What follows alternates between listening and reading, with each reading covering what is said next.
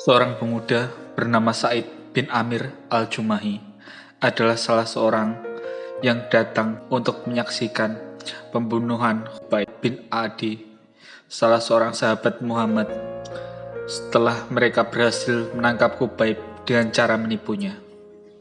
Jiwa muda dan kekuatan yang dimilikinya membuat Said mampu menerobos kumpulan manusia saat itu, sehingga ia dapat berdiri sejajar dengan para pemuka Quraisy untuk menyaksikan pemandangan yang terjadi saat itu.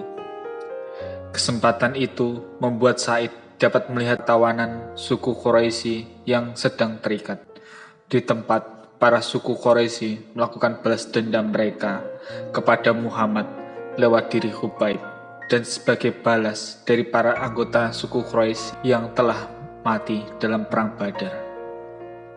Saat kerumunan yang sesak itu sampai di tempat pembunuhan dengan membawa tawanan, berdirilah pemuda yang bernama Said bin Amir al-Jumahi dengan tegaknya di hadapan Khubayb. Ia menyaksikan Khubayb berjalan ke arah kayu yang telah dipancangkan. Said mendengar suara Khubayb yang tenang di antara jeritan dan teriakan para wanita dan anak-anak.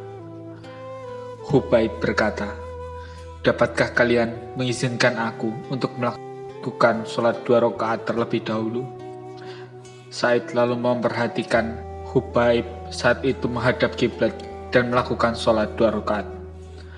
Betapa bagus dan sempurna 2 rakaat sholat yang dikerjakannya.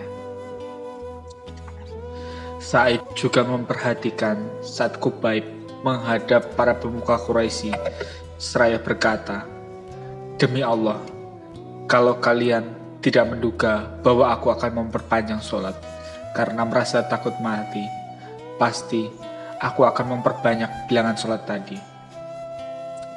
Saat menyaksikan kaumnya dengan kedua mata kepalanya, saat mereka memotong setiap bagian tubuh Khubayb yang masih hidup, mereka memotong bagian tubuh Khubayb sambil berkata kepadanya, "Apakah kamu ingin Muhammad menggantikan posisimu ini, dan engkau akan selamat karenanya?"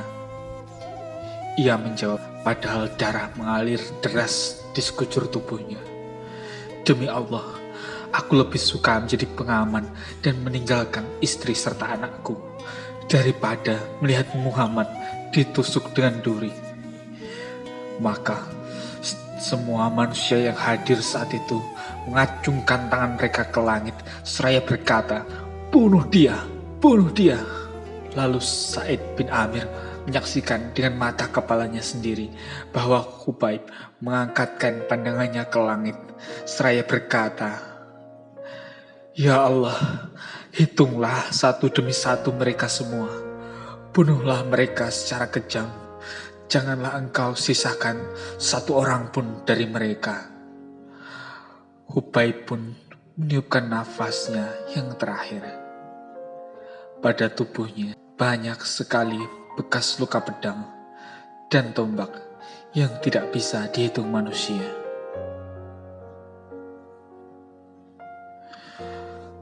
Orang-orang kembali dan mereka semua telah lupa akan bangkai tubuh dan proses pembunuhan Khubayb. Akan tetapi dalam diri seorang pemuda yang hampir balik bernama Said bin Amir al-Jumahi tidak pernah hilang bayangan Khubayb sesaat pun. Seringkali melihat Khubayb di kala tidur. Saat terjaga pun Said sering melihatnya dengan ilusi tergambar di benak Said saat Khubayb melaksanakan sholat 2 rakaat yang begitu tenang dan nikmat di depan kayu yang terpancang. Mendengar getaran suara Khubayb di telinganya saat Khubayb berdoa untuk kehancuran suku Quraisy. Said menjadi khawatir terkena petir di buatnya atau takut terkena hujan batu yang jatuh dari langit karenanya. Lalu Khubayb seperti mengajarkan Said apa yang belum diketahui sebelumnya. Khubayb mengajarkan bahwa hidup sesungguhnya adalah akidah dan jihad di jalan akidah hingga mati. Khubayb mengajarkan bahwa iman yang mantap akan menimbulkan banyak keajaiban dan mukjizat. Hubaib yang mengajarkan hal lainnya, yaitu bahwa pria yang dicintai oleh para sahabatnya dengan cinta seperti itu tidak lain adalah seorang nabi yang benar-benar didukung oleh langit. Pada saat itu pula Allah melapangkan dada Sa'id bin Amir untuk memeluk Islam. Maka ia berjalan menghampiri kerumunan manusia dan mengumumkan keterlepasan dirinya atas perbuatan dosa yang telah dilakukan oleh suku Quraisy. Dan ia berikrar akan meninggalkan segala berhala yang pernah ia sembah. Dan ia mengumumkan bahwa ia telah masuk ke dalam Islam. Sa'id turut ikut hijrah ke Madinah dan ia senantiasa mendampingi Rasulullah. Ia pun turut dalam perang Khaybar dan perang-perang lainnya setelah itu. Setelah Nabi kembali ke haribaan Tuhannya, Sa'id menjadi pedang yang terhunus bagi khalifah pengganti Rasulullah, yakni Abu Bakar dan Umar. Dan ia menjadi satu-satunya contoh bagi orang yang beriman, yang berniat membeli kehidupan akhiratnya dengan dunia. Ia rela mendahulukan Allah dan pahalanya daripada keinginannya sendiri. Kedua khalifah pengganti Rasulullah mengetahui dengan baik kebenaran dan ketakwaan yang dimiliki oleh Sa'id. Mereka berdua sering mendengar dengan serius setiap nasihat dan ucapan Sa'id. Sa'id mendatangi Umar saat Umar baru menjadi khalifah. Sa'id berkata kepadanya, "Ya Umar, aku berwasiat kepadamu agar engkau takut kepada Allah dalam urusan manusia, dan janganlah engkau takut kepada manusia dalam urusan Allah. Ucapanmu jangan pernah menyalahi perbuatanmu, sebab ucapan yang terbaik adalah yang dibenarkan oleh perbuatan. Ya Umar, perhatikanlah dengan baik orang-orang yang telah Allah percayakan kepadamu urusannya dari kaum muslimin, baik mereka yang jauh maupun yang dekat. Cintailah mereka sebagaimana engkau menyayangi keluargamu dan dirimu sendiri. Buatlah mereka membenci apa yang engkau dan keluargamu benci. Goncanglah kumpulan manusia untuk menuju kebaikan, dan janganlah engkau khawatir terhadap kecaman orang selagi di jalan Allah." Umar pun bertanya, "Siapa yang mampu melakukan itu, wahai Sa'id?" Sa'id menjawab, "Yang mampu melakukan itu adalah orang sepertimu, yang telah dirahmati Allah untuk mengurusi permasalahan umat Muhammad. Tidak ada lagi jarak antara orang sepertimu dengan Allah."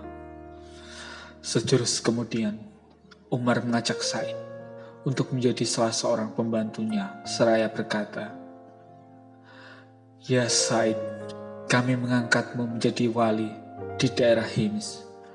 Sa'id menjawab, "Ya Umar, demi Allah, janganlah engkau menimpakan ujian kepadaku." Umar pun menjadi berang seraya berkata, "Celaka kalian, kalian meletakkan kepemimpinan ini di leherku, kemudian kalian mau lepas tangan dariku. Demi Allah, aku tidak akan membiarkanmu." Kemudian Umar mengangkat Sa'id menjadi wali di daerah Hims seraya berkata, "Bolehkah kami menentukan gaji buatmu?" Sa'id lantas menjawab, "Apa yang akan aku lakukan dengan gaji yang engkau berikan, wahai Amirul Mukminin? Sebab gaji dari Baitul Mal melebihi kebutuhanku." Dan akhirnya Sa'id pun berangkat ke Hims. Sedikit sekali uang yang dibawa oleh Sa'id bin Amir, hingga tiba saat datangnya beberapa orang dari penduduk Hims yang dipercaya oleh Amirul Mukminin. Amirul Mukminin berkata kepada mereka, "Tuliskanlah nama-nama orang miskin kalian, sehingga aku cukupkan di dalamnya kebutuhan mereka." Mereka pun melaporkan data yang mereka miliki di dalamnya. Terdapat nama Fulan, Fulan, Fulan, dan yang terakhir Sa'id bin Amir. Umar bertanya kepada mereka, "Siapakah Sa'id bin Amir itu?" Mereka menjawab, "Dia adalah pemimpin kami." Umar bertanya lagi, "Apakah pemimpin kalian termasuk orang fakir?" Mereka menjawab, "Benar, demi Allah, lama waktu berjalan, namun rumahnya tidak ada tungku api menyala." Maka meledaklah tangis Umar hingga ia membasahi jenggotnya. Kemudian beliau mengumpulkan uang sebanyak 1.000 dirham dan ditaruh di dalam sebuah ikatan seraya berkata, "Sampaikanlah salamku kepadanya dan katakan padanya bahwa Amirul Mukminin mengirimkan uang ini untukmu agar mencukupi semua kebutuhanmu." Datanglah utusan tadi kepada Said dengan barang bawaannya. Said melihat bungkusan dan ternyata di dalamnya terdapat banyak uang dinar. Ia menolaknya seraya berkata, "Innalillahi wa inna ilaihi raji'un." Seolah ia terkena musibah. Lalu datanglah istrinya tergopoh-gopoh sambil bertanya, "Ada apa wahai Said? Apakah Amirul Mukminin telah wafat?" Said menjawab, "Bahkan lebih dahsyat dari itu." Istrinya bertanya lagi, Apa yang lebih dahsyat dari itu?" Ia menjawab, "Dunia sudah merasukiku untuk merusak akhiratku. Dan kini fitnah sudah menyebar di rumahku." Istrinya berkata, "Kalau begitu, campakkan saja hal itu." Padahal istrinya tidak tahu tentang uang dinar tadi. Said bertanya, "Maukah kamu menolongku untuk melakukannya?" Istrinya menjawab, "Ya." Maka Said mengambil uang dinar tadi dan ia membagikan dalamnya beberapa bungkusan. Kemudian ia bagikan kepada kaum muslimin yang fakir. Tidak lama berselang, datanglah Umar ke beberapa daerah di Syam untuk memeriksa kondisi penduduknya.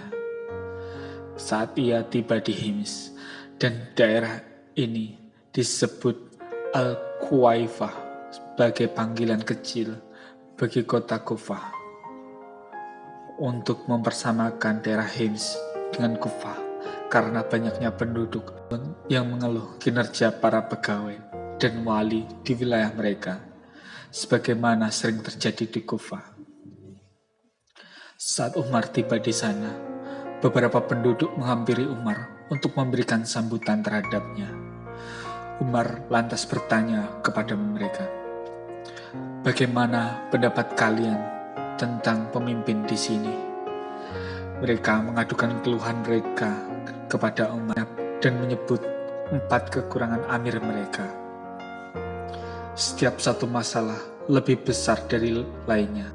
Umar berkisah, "Maka aku pun mengumpulkan mereka, yaitu Sa'id bin Amir dengan orang-orang tadi, dan aku berdoa kepada Allah agar dugaanku tidak dibuat salah, karena aku menaruh kepercayaan kepada Sa'id. Saat mereka dan pemimpinnya sudah datang, aku bertanya, 'Apa yang kalian keluhkan dari amir kalian?' Mereka menjawab, 'Ia tidak keluar bekerja hingga tengah hari.'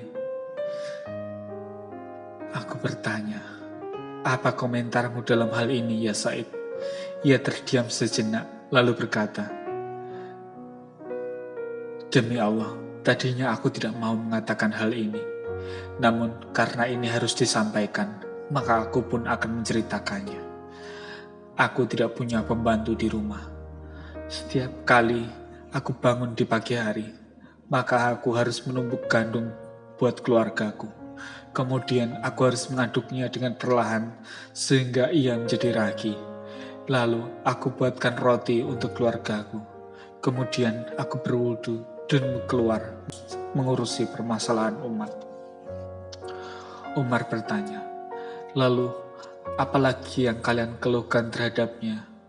Mereka menjawab, "Ia tidak mau melayani seorang pun pada waktu malam."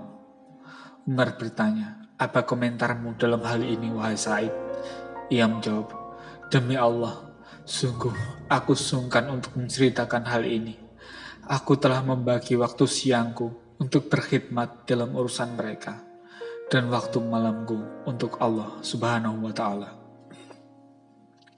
Umar bertanya lagi, apalagi yang kalian keluhkan darinya?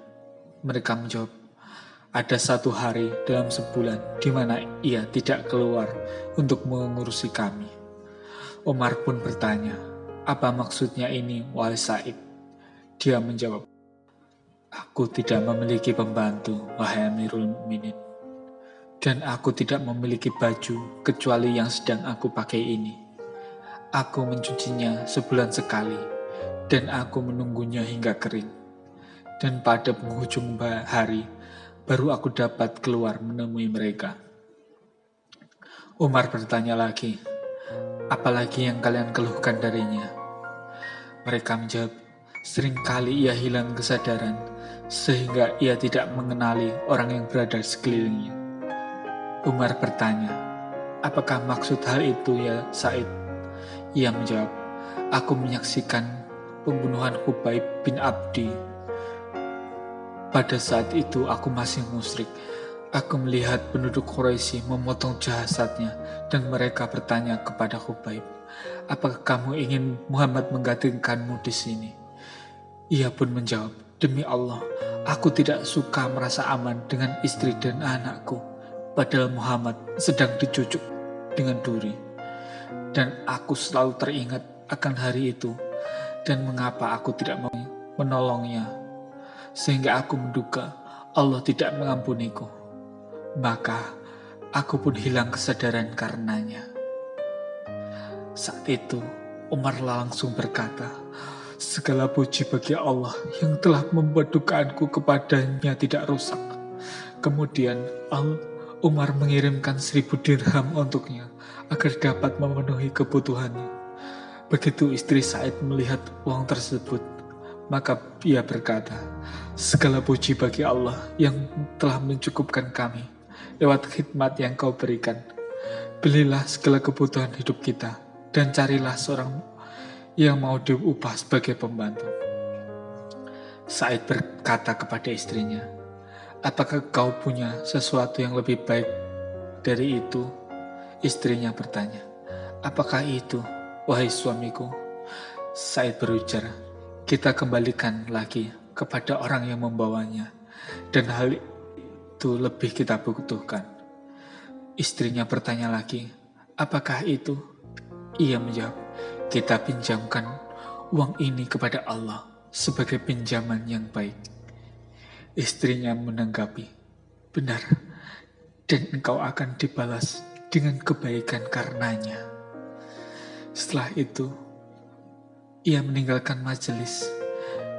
Maka ia membagikan uang dinar tersebut dalam beberapa bungkus, dan ia berkata kepada salah seorang anggota keluarganya, bawalah ini kepada janda fulan, yatim fulan, si miskin fulan, si fakir fulan.